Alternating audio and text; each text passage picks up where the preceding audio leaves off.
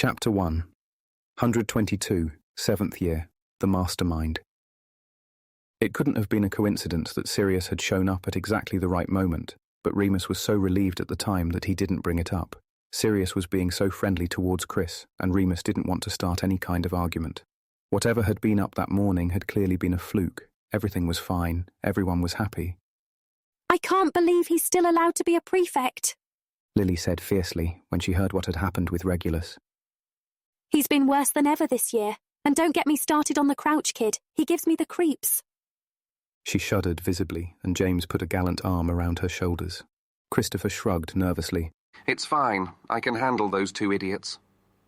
They hadn't mentioned what Regulus had actually said during their retelling at Chris's request. Still, he looked a bit overwhelmed, sitting with all four marauders and the head girl in the 3 broomsticks. Christopher's own social circle was quite small and generally much quieter. Ought to teach them a lesson, Sirius said, signalling to Rosmerta for another round of butterbeer. Another one. Remus sighed under his breath. What sort of thing were you thinking, Pads? James leaned over, excited. I'd need to think very hard, Sirius said, stroking his chin thoughtfully, like an old professor. We haven't done a prank in ages. Peter put in, eyes gleaming. Not since... The bubo tuber puffballs. Remus provided, sipping his drink. It's best if you just cover your ears, Christopher, Lily advised wryly. There's no stopping them once they're in planning mode. Remus poked out his tongue at her. It was true enough. He was already starting to get those familiar butterflies in his stomach that he always did when the marauders embarked on a new mission. You wouldn't hurt anyone, would you?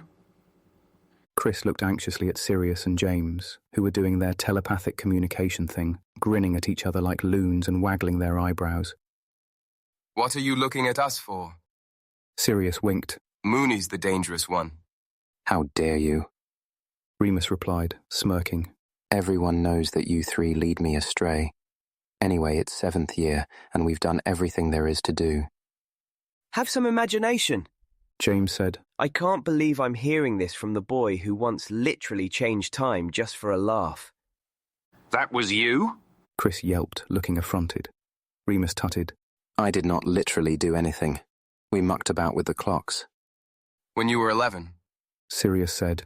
You single-handedly organized and implemented a full-scale itching powder attack on the Slytherin boys. Rosehip seeds. Remus corrected. And Peter added, bouncing excitedly. you were the one who perfected the soap expansion spell when we blew up all the toilets in 2nd year. Okay, yeah, I helped with that.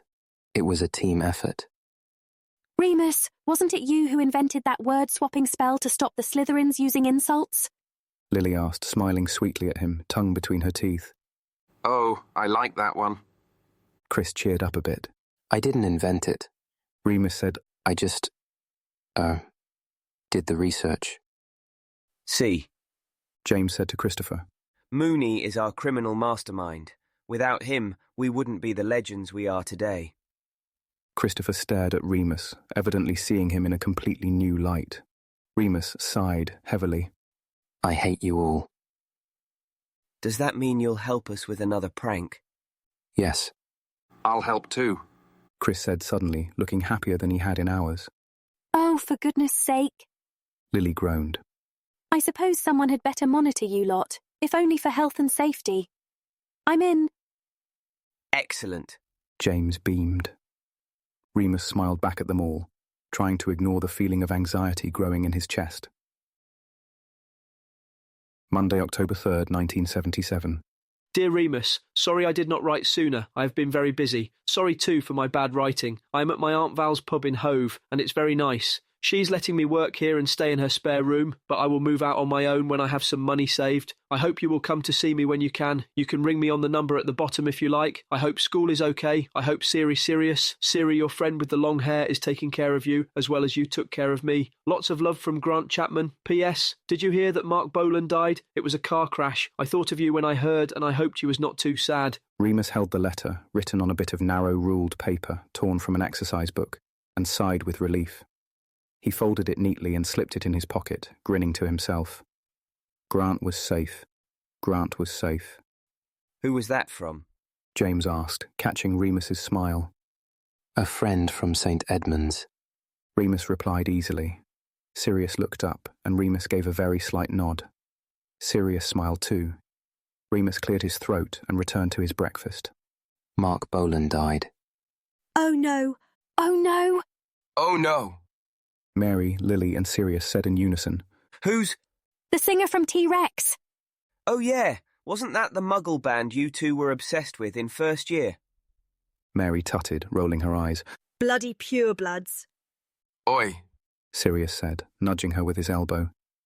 that's really crap news, though. Hey, I know what we should do. No! Lily said suddenly. I know that look, Black. What? He painted on his most innocent expression. Lily was not fooled. No parties. Oh, come on, Evans, it's for... I'll tell you what I told James. She shook her head. Birthdays are fine, but not during exams, and not this early in the year. Prongs? Sirius glared at his friend. James looked awkward. Sorry, mate, I did agree to that. You know, head boy and everything. Betrayal! Sirius pointed at him dramatically. Treachery. Treason. All right, calm it down. Lily stood up. I'm letting you have your birthday, aren't I? Leave James alone. You off? James looked up at her. Potions. She replied. I want to get there early to ask Slughorn something. I'll walk you. James stood up too, eagerly. Sirius frowned, but James was oblivious. He took Lily's hand, and without looking away from her. See you in a bit, Pads, and see you at lunch, Mooney. See ya.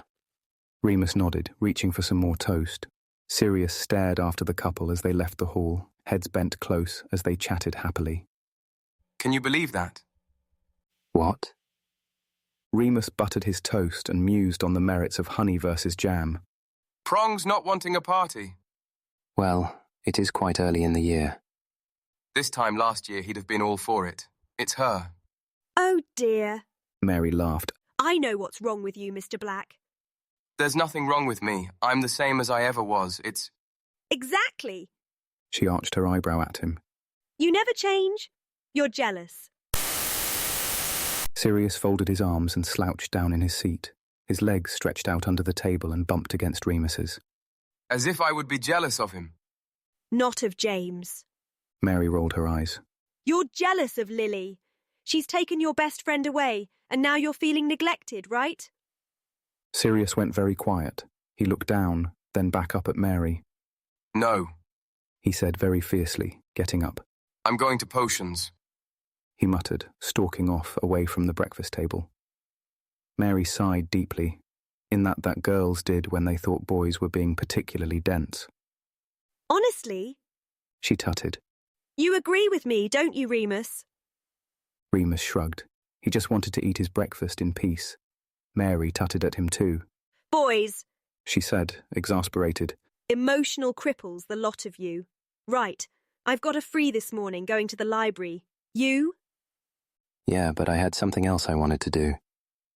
Suit yourself. She smiled, getting up and leaving too. Finally alone, Remus's mind began to work.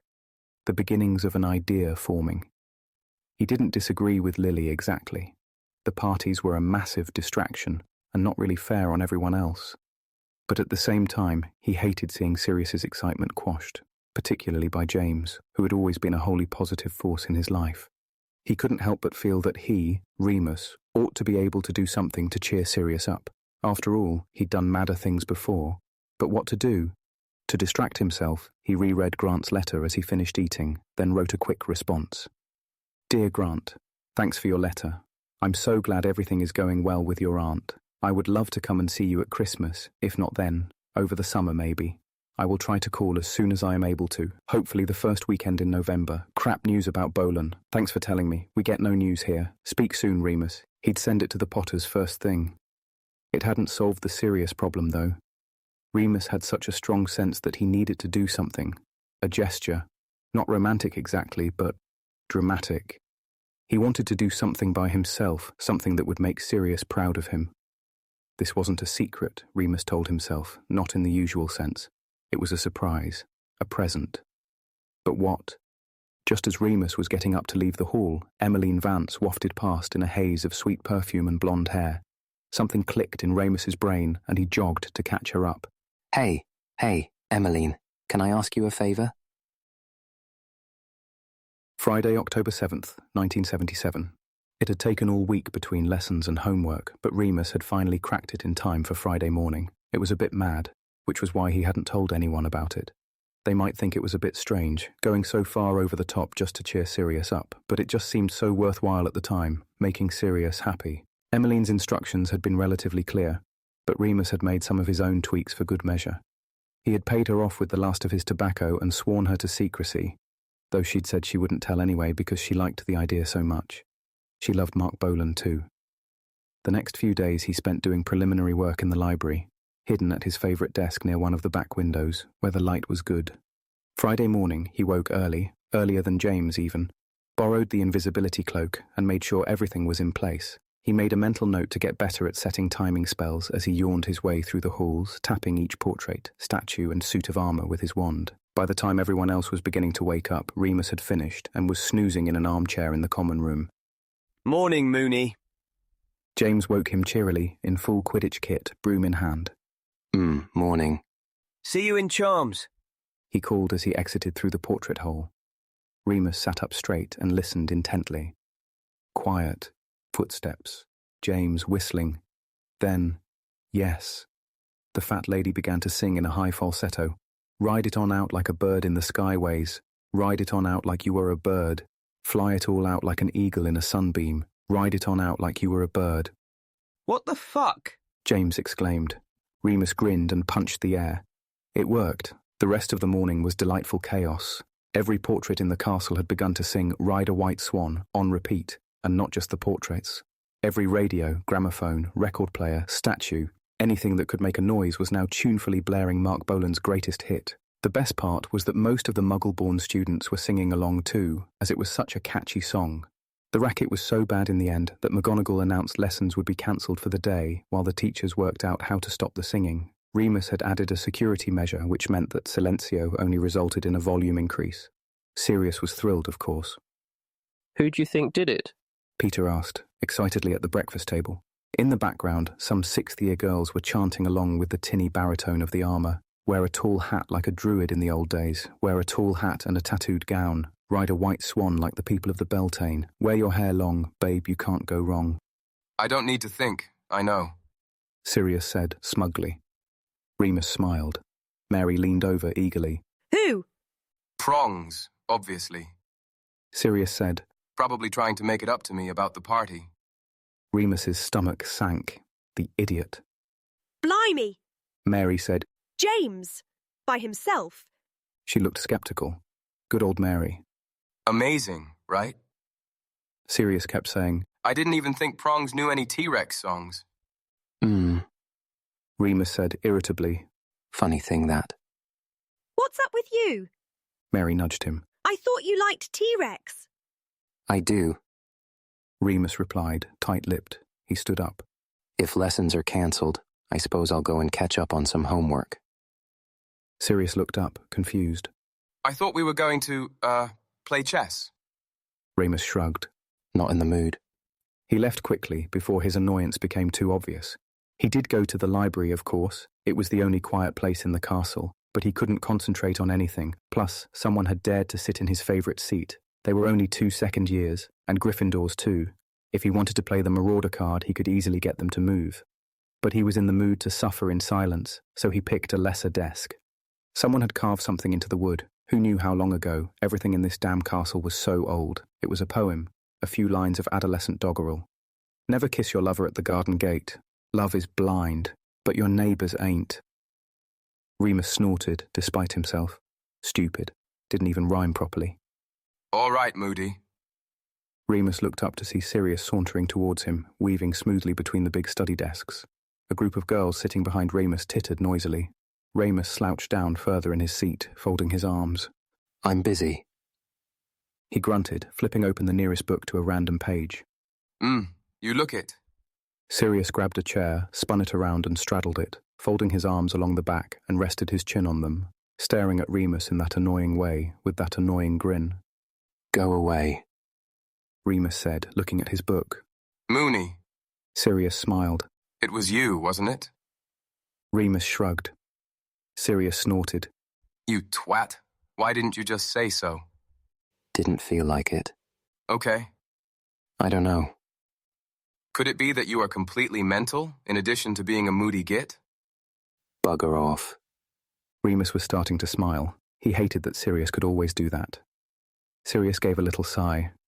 You know, Mooney, if you insist on being so secretive all the time, misunderstandings will happen. I know. Remus felt uncomfortable.